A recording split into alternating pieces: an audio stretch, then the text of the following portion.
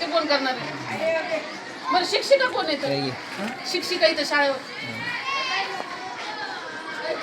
शिक्षिका कोण येतं? आहेत का नाही? अरे पोरी शाळेवर शिक्षिका आहेत का ग? तुमच्या शाळेवर शिक्षिका कोण येतं? आहेत का? नाही.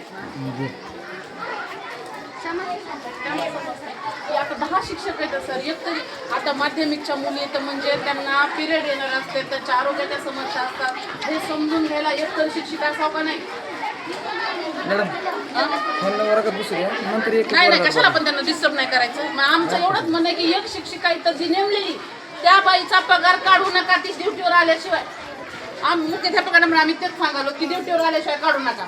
आता संचालक आहेत पण त्यांच्या पोराचा फुकट पगार, त्या सुनाचा फुकट पगार, आणि ह्या पोरींना कोण बघणार इथे? 10 शिक्षकांमध्ये एक तरी असावं ना. 400 विद्यार्थी तर 4च टॉयलेट बाथरूम आहेत. आम्ही तुम्हाला डिस्टर्ब करायला आलो नाहीत, पण आम्ही त्या लेकरांच्या सोयीसाठीच आलो. शालेय व्यवस्थापन समितीवर पण लोक असावे, ज्यांची लेकरं शाळेत ती लोक असावे, जे बोलके आहेत, ज्यांना शिक्षणाचं ज्ञान आहे ते असावे. अहो त्यांना का हाकलायला लागतात सर? नाही गरजा कशाला? त्यांच्याच हक्कासाठी बोलायला होतो आम्ही.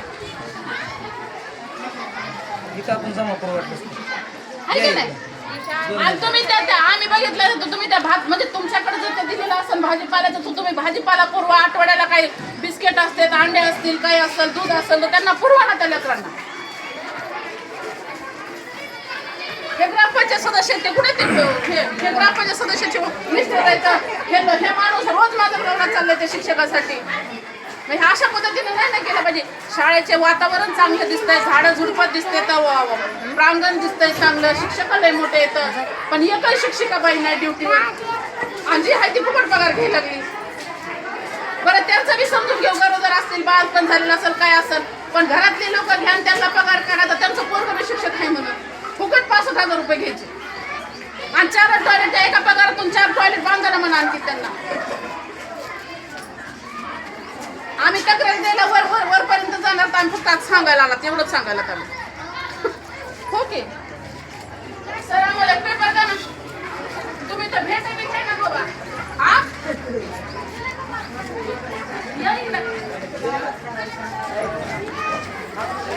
आता काय संपलं की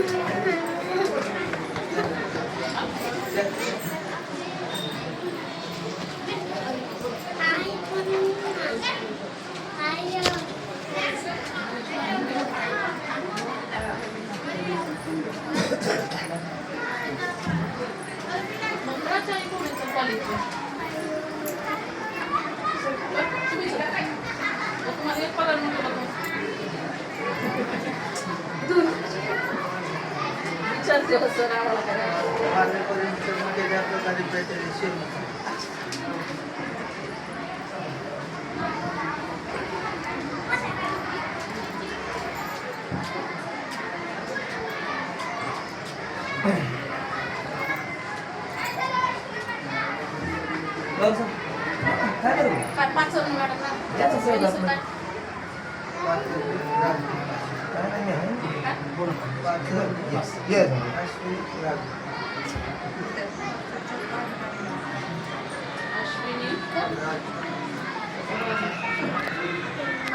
पहिलं कट केलं करते